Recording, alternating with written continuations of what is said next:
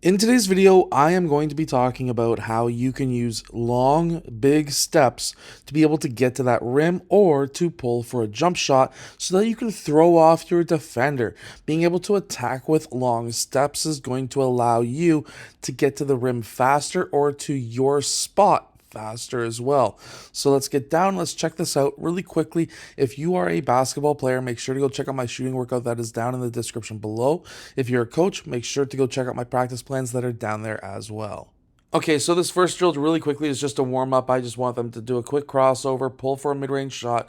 Since we're working on our shooting anyways, this is just something to be able to get their shot going, and then we can get into the actual drills. Now we're going to be attacking the basket with just one dribble to get to that rim, with one dribble, two big steps, and that is the goal with this drill. You can do this from the point, wing, anywhere, it doesn't matter.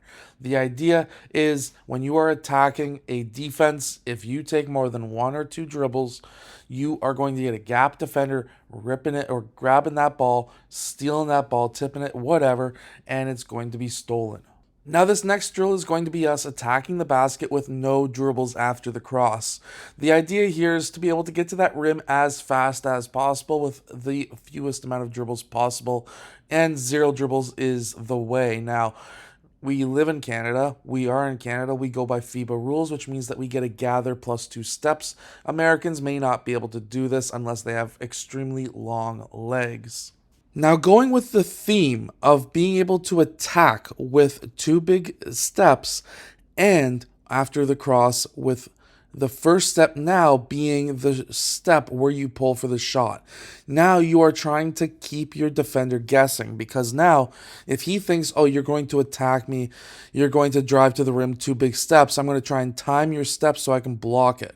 Well, if you can attack your defender hard enough and fast enough, especially with your first step being huge, and you can pull for that shot, now you are going to keep that defender guessing and he isn't going to know how to defend you. Now I'm adding in defense, and you always want to try and go against defense because even if it's light defense as we're doing here, because now you can really test out your timing when it comes to being able to, of course, score. Now the idea with this drill is not necessarily to always drive or always shoot, because then you become predictable. What you need to do is to mix in one drive, one shoot, or maybe two drives, two shots. But you want to be unpredictable because you're probably going against the same defender. You just, in this drill, what we did is you just could not drive two times in a row. Now we're using that big long step to our advantage, and what we are doing is we are now going for that step back. So now you can make yourself even more unpredictable. You've got your drive with two big steps, you've got your pull-up jumper with one big step. Now you go for that step back, and it's going to make you even more unpredictable. Now we are going to be mixing in the drive to the basket and the step back. So now again, same idea, you just cannot drive two times in a row, but you need to add in that step back as well so that you can keep yourself unpredictable. And if you can do that, if you can mix in that step back with the drive, you are going to be very, very deadly. Okay, so now we are coming off of a pin down to the corner. Now, the idea here is there's a play that most teams run anyways that will incorporate a pin down to the corner. And the idea here is you now have the same strategy, one dribble, pull up, or get to the rim with two big steps, or get that big step off of zero dribbles into a side step or a step back or something.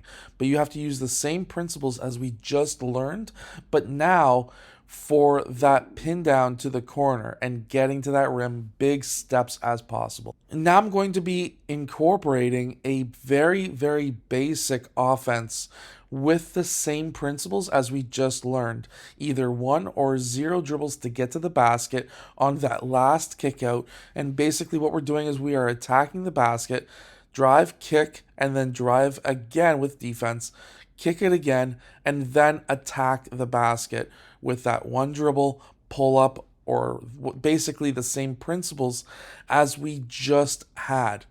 And then you can now learn how to do everything inside of your offense or inside of another team's offense. If, for example, you've got players who play for different teams, you can figure out what offenses that they run, and you can incorporate these same moves into the offense that their team runs.